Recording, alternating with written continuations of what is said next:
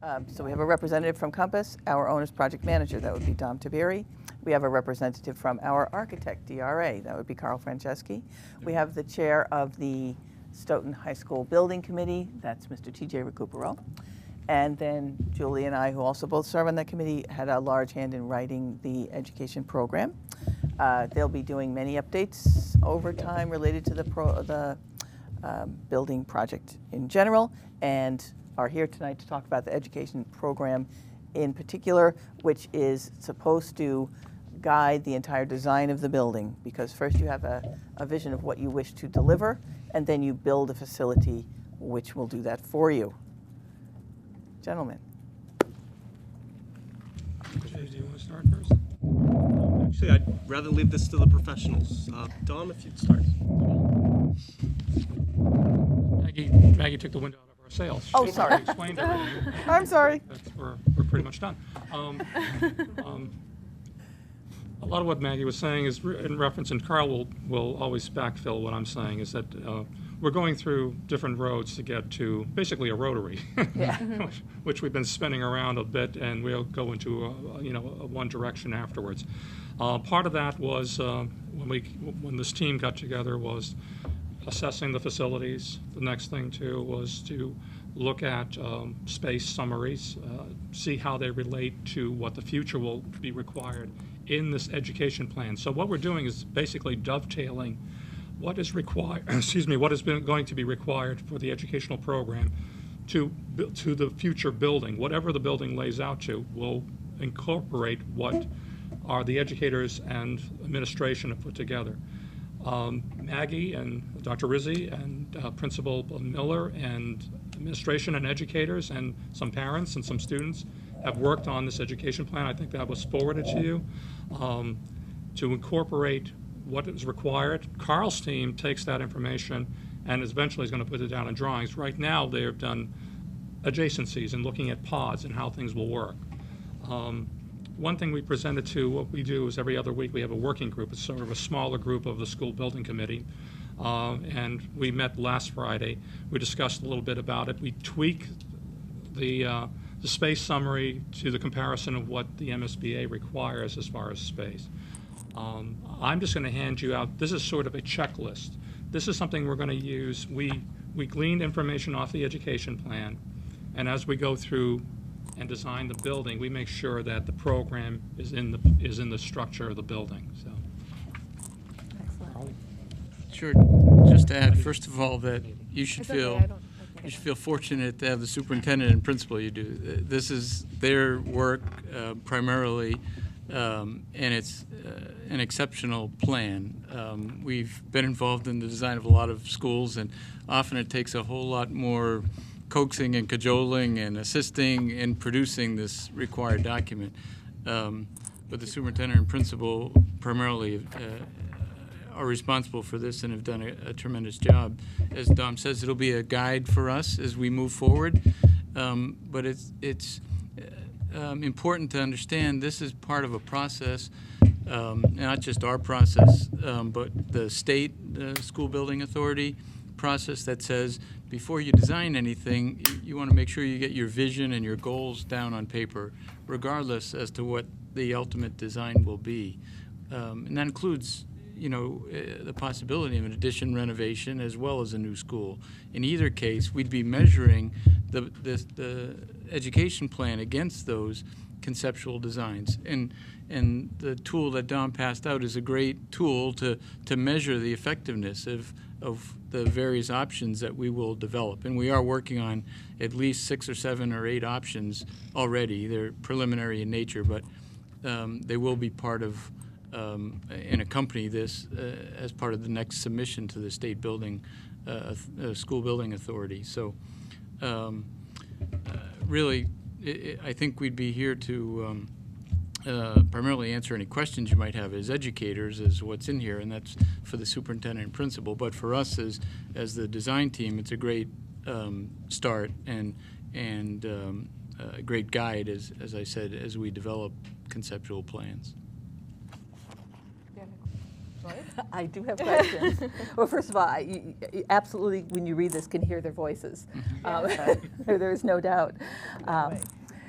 There are a couple of things. It's a very exhaustive list. I mean, it is both the reality and a wish list in some ways, because we have the programs, we don't necessarily have the spaces to serve those programs.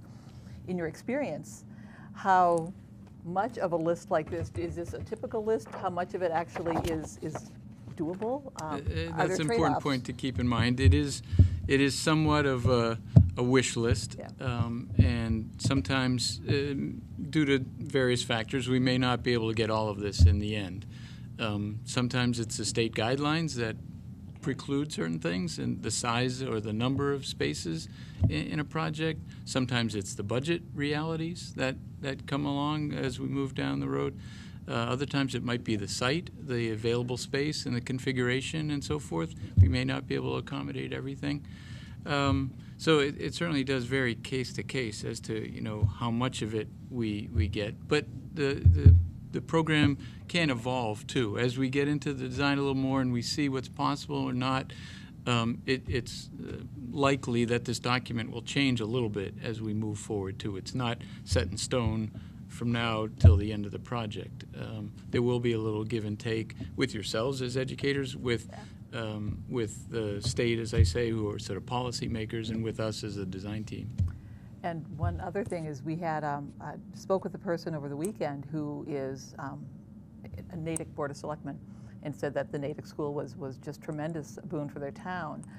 But it did something that we could only hope, but at the same time we fear, is that their enrollment went from 4,000 students in the townwide to 6,000 in just a few short years, because it became a very lucrative place. And I know the MSBA is very strict about the numbers that they allow. So is it you just build in expansion room and hope for the best, or is there any way to go around their numbers if you feel that you've got the MSBA establishes enrollment numbers very early in the process, and Stoughton has actually already signed off on that certificate of enrollment projections. Certainly any design, it's prudent to include expansion possibilities and to think about how it could accommodate that.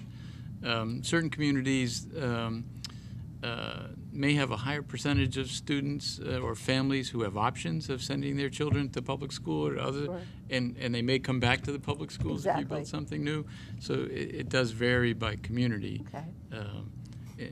But that is a phenomenon we've seen before, that new schools may attract some families back into the public sector who currently are choosing other options. Thank you. Thank you. If I may, as I was reading this, I thought, as Joyce did, that this is a wish list, a very available tool to teach every available student. And I thought, in reading this, very, very comprehensive as to what is necessary and needed in the new school. If I were to make a case for a new high school, I would present it in exactly this way. Okay? The theme in this report is a lack of space. I think we all know that. And I don't know who wrote this. Was this you, Dr. Izzy? Was this you? Joint effort. It was a joint effort. Well, it was a delightfully joint effort. They talk about cluster organizations so that the multiple classes are organized to do the same categories so more efficient time can be saved. I think some of the ideas in here are, again, it states in there 21st century, and I believe that it is. And I have to commend you and you're working to put this together. I'm sure it took many, many hours. And there were also many contributions from other people, including Special Education Director, Mr. Harding, and the gentleman in the art This team. is the result of several conversations and meetings and visioning sessions over the past 3 years. That since I've been here, with ideas from directors and community members and families and parents. So, we may have been the authors of the report, but it is really the ideas of everyone involved. And I read about the bands, et cetera, and not only the bands, but the choirs and the way it runs now and the way you would like it to run, et cetera. And I can understand and see exactly what you're really trying to get to. Again, I'm not sure how much of this can be embellished, but whatever you get embellished is going to be a positive on your end. So just please keep it up. And thank you, gentlemen, too. Thanks. Well, I also just wanted to comment on the comprehensiveness and the thought that went into the report, which was obviously not just talking about what's inadequate, but envisioning even different ways of instruction and collaboration. And so it makes it seem like the actual building of the new high school is not building a new structure. It's about re-envisioning how we become a better school so I think it's beautiful in many ways. And again, it was very well written. I thought the special education section was especially compelling, and that this really is a tool for informing the public, who is going to have a say in the financing of this, of what needs to be accomplished and what can be accomplished. It was awesome. Has this been turned over to the MSBA? Is this a formal document to submit to the MSBA? Is this just a working tool for yourself? It becomes part of the first formal submission to the MSBA, which is going to happen in early September. Okay. Wow. Which is labeled the Preliminary Design Program. This is the educational program. Awesome. That's the key part of that submission. Excellent.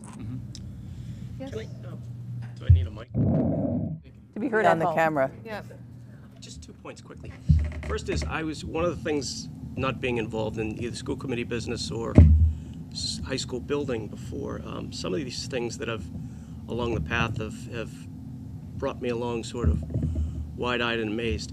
One of which is exactly how an educational plan gets incorporated into the design of a building, which until maybe a couple months ago I thought of bricks and mortar, walls and ceilings.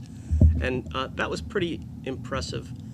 Or, for me, that was a, light dawns on Marblehead moment. Second point I want to make is doing these working group meetings, which I enjoy immensely because we actually do stuff and get stuff done. I know, they're fantastic. And get out of the room. It's actually one of the best committees I've been on. But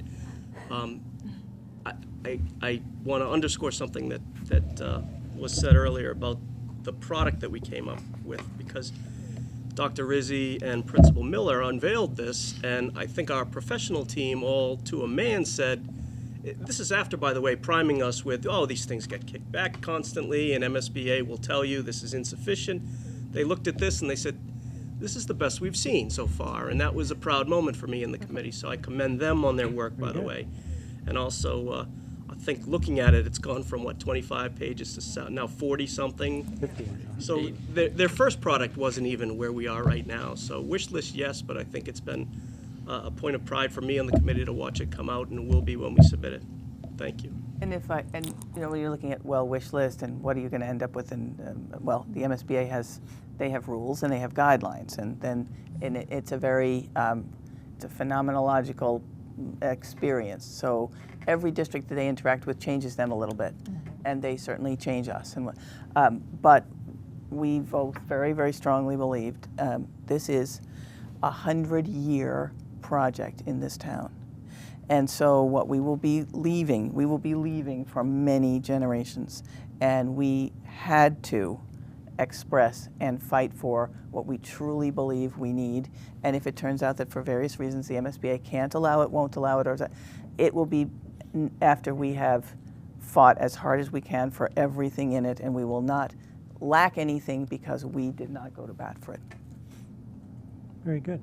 I have a question for Dr. Rizzi. Will, as opposed to this being embedded someplace in our packets on the website, can this be posted?